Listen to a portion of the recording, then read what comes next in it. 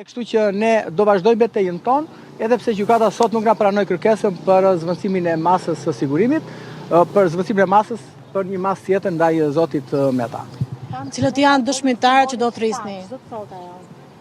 Nuk bëri simbolin 7, po ka bërë shqiponjën, nuk e di simbolin 7, nuk e di çfarë është numri 7, se çka ka dashur të thotë zoti Meta me këtë. Por jo, nuk ka për vjetor, por zoti Meta ju e pat është në lartësinë që e kërkon funksioni i tij, si kryetari i Partisë së Lirisë, pavarësisht se ai është izoluar në kafazin e qelq për turpin e kësaj drejtësie të re kështu me radhë, po ju e pat ishte shumë mirë nga ana fizike, besoj, ishte palestrato dhe pa dyshime nga ana mendore. Megjithatë ai hodhi përgjegjësinë disi ish bashkëshorte.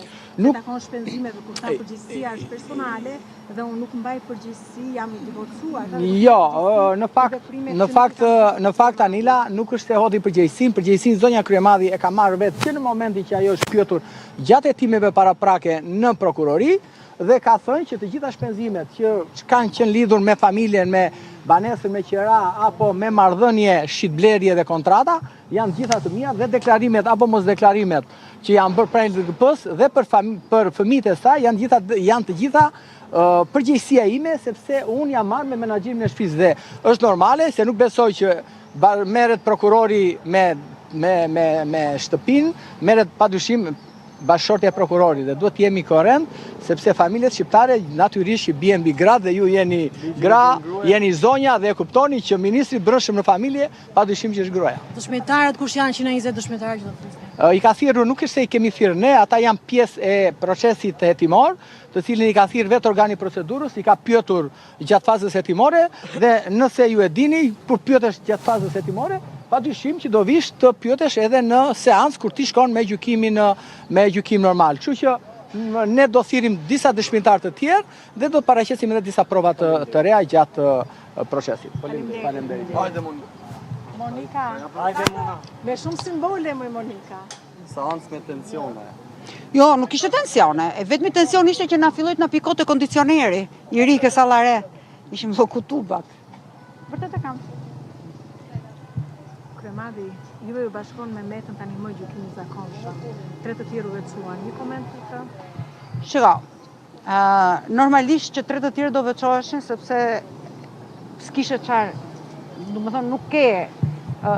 Unë kam thënë dhe vazhdoj ta them që ajo është një çështje politike, do një durim strategjik. Gjyqi midis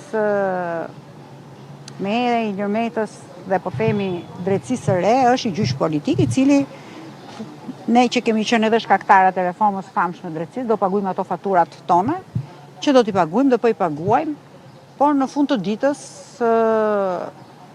nuk kemi pse të marrim me vete dhe njerëz të cilët janë të pafajshëm, vetëm duhet që të plotësojnë kornizën.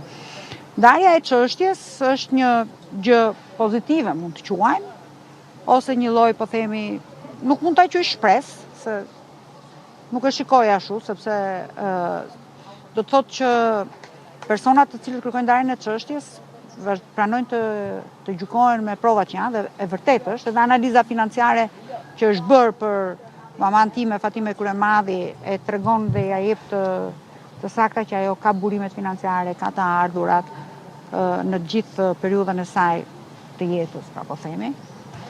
Kështu që edhe çështja pretendimet që ishin për shoqen time Ema Çokun, pra po themi që është i pretendim që thonë ato pse ke bërë ti deklarat notariale kur e ke bërë në 2024, por normal se në 2010-ën s'kishte pse bëni deklarata notariale, sepse të dyja nuk ishin subjekti i hetimit pasuror ose i deklarimit. Dhe nga ana tjetër, edhe pretendimi që është thënë për fshehjen ose për llogarit derdhjet bankare që ka bërë mamaja ime apo kredit apo overdraftet, vetë në dosjen që ka SPAK-u të dorëzuar në gjykatë, është hetimi pasuror që ka bërë ish kryetari ose ish inspektori i deklarimit pasurisë Adriatik Malla, që ka filluar diku që në maj të 2009-s dhe ka zgjatur për 12 vjet. Kështu që është i proces që në një farë mënyrë pretendimet për mosdeklarim, pretendimi për abuzim nga mamaja ime nuk qëndron.